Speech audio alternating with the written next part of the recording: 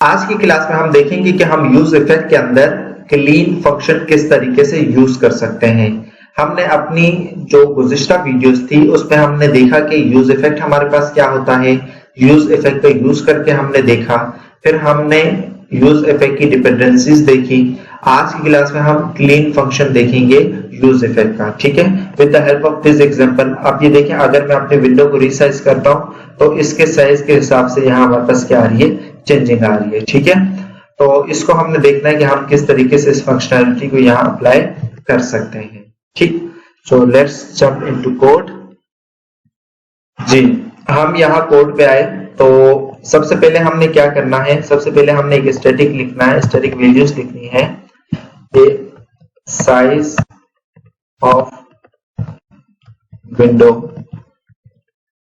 और यहाँ हम लिख देंगे p और 90-20 में लिख देता हूँ, ठीक है। इनिशियली मैंने 90-20 लिखा तो साइज ऑफ विंडो ये आ गया, लेकिन मैं ये चाहता हूँ कि यहाँ मेरे पास स्टाइलिंग मेन कंटेनर क्लास में हुई है, तो ये देखें थोड़ा सा स्टाइलिंग हो गई है, लेकिन अब यहाँ हमारे पास ये रिसाइज नहीं हो रहा, मतलब ये स्टैटिक वैल्यूज है।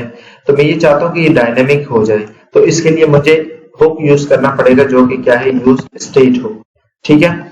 सो यूज स्टेट हुक के अंदर इनिशियल वैल्यू में क्या रख देता हूँ, 0 रख देता हूँ, एंड देन कॉन्स्ट, और यहाँ हम लिख देते हैं स्क्रीन साइज, ठीक, सॉरी, स्क्रीन साइज, और सेट स्क्रीन साइज, जो कि हमारे पास क्या है, 0 है, ठीक है। अब मैंने क्या करना है कि इस स्क्रीन साइज को यहाँ लिखना है, ठीक है। हम ये जानते हैं जब भी हम JSX के अंदर लिखते हैं तो हमारे पास यहाँ कर्ली ब्रैकेट आती है, ठीक है। तो अब ये देखें 0 आ गया। अब मैं ये चाहता हूँ कि इसे मैं 10 करूँ तो यहाँ मेरे पास क्या आ जाएगा, 10 आ जाएगा, ठीक है। लेकिन मैं ये चाह रहा हूँ कि मेरी जो स्क्रीन है उसके हिसाब से यहाँ साइज आ जाए, तो इसके लिए मुझे यहाँ यूज करना पड़ेगा window dot screen dot width. अब यहाँ क्या होगा कि मैं जिस स्क्रीन में हूँ, देखिए 16 की पे हूँ तो मेरे पास ये आ रहा है, ठीक है। मीन्स ये मेरी ओवरऑल स्क्रीन का मुझे ये बता रहा है कि ये जो मेरी लैपटॉप की स्क्रीन है, ये ओवरऑल का मुझे ये बता रहा है कि आपकी स्क्रीन के टोटल साइज ये है, ठीक है। लेकिन अब मैं ये चाहता हूँ कि जब मैं इसको रीसाइज करूँ तो मेरे पास जो है वो इसकी वैल्यू चेंज होती रहे। तो इसे हम किस तरीके से यूज करेंगे, इसके लिए हमें क्या करना पड़ेगा कि अपना यूज इफेक्ट हुक को यूज करना पड़ेगा, ठीक है। हमने यहाँ क्या किया, यूज इफेक्ट हुक को यूज किया। अब हम यहाँ क्या करेंगे, यहाँ हम एड इवन लिसनर का यूज करेंगे।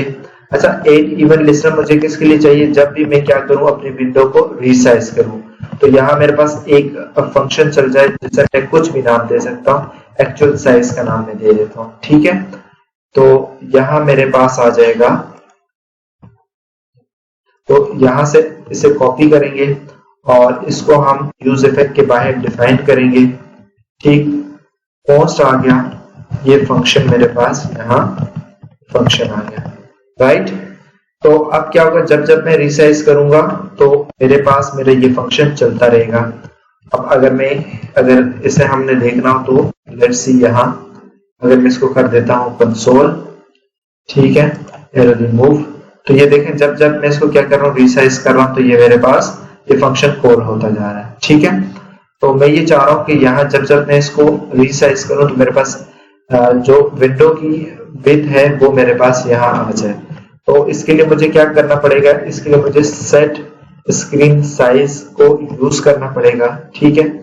और उसके बाद मुझे क्या करना पड़ेगा, इसके अंदर मुझे हमारे पास ये है विंडो डॉट इनर विड्थ, इसको हमने यहाँ लिखना पड़ेगा विंडो डॉट इनर विड्थ। अब होगा ये कि जब जब मैं अपनी स्क्रीन को रीसाइज करूंगा तो इस फंक्शन को कॉल करेगा एक्चुअल साइज को, और एक्चुअल साइज में हमारे पास यहाँ वो वैल्यू आती रहेगी, और वो वैल्यू जाएगी स्क्रीन साइज में, और स्क्रीन साइज हमें यहाँ विजिबल होगा। सो लेट्स सी, तो इसे हम करते हैं रिफ्रेश, तो ये देखें अब मेरे पास स्क्रीन के साइज के हिसाब से यहाँ वैल्यू चेंज हो रही है, ठीक है। तो ये हमारा टास्क था। लेकिन अब आप कहेंगे हमने यहाँ क्लीन अप फंक्शन कहाँ यूज किया है, तो आप अगर जाएंगे एलिमेंट पे और वहां से जाएंगे एड इवन लिसनर पे और वहां आप जाएंगे रीसाइज पे, ये डिफरेंट हमारे पास है, ये रीसाइज। लेकिन आप ये देखें कि ये रीसाइज बार बार खुद को कॉल कर रहा है और जो है वो बहुत सी मेमोरी जो है उसको कंज्यूम कर रहा है। होना ये चाहिए कि जब ये इवन लिस्टनर चले गया तो ये मेमोरी को क्या कर दे, क्लियर कर दे। तो इसके लिए हम लोग क्या यूज करते हैं, क्लीन फंक्शन, ठीक है, जो कि हमारे पास क्या होता है, रिटर्न, ठीक है, रिटर्न। और यहां हम क्या कर देंगे कि यहां हमने एड इवन लिस्टनर किया था, अब हम यहां क्या करेंगे, रिमूव करेंगे। इसे हम रिमूव करेंगे एड इवन लिस्टनर को, रिमूव इवेंट लिस्टनर को, ठीक है। अच्छा, कौन सा था, उसके अंदर पैरामीटर्स हमारे पास यही आएंगे, ठीक है। इसको कॉपी करेंगे और यहाँ इसको पेस्ट कर देंगे, ठीक है। अब हम इसको करेंगे रिफ्रेश, ठीक।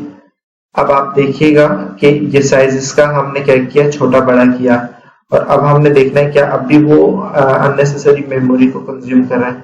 सो रीसाइज हमारे पास कहाँ है, ये रहा। अब आप देखें जस्ट ये एक ही दफा कॉल हमारे पास हुआ है।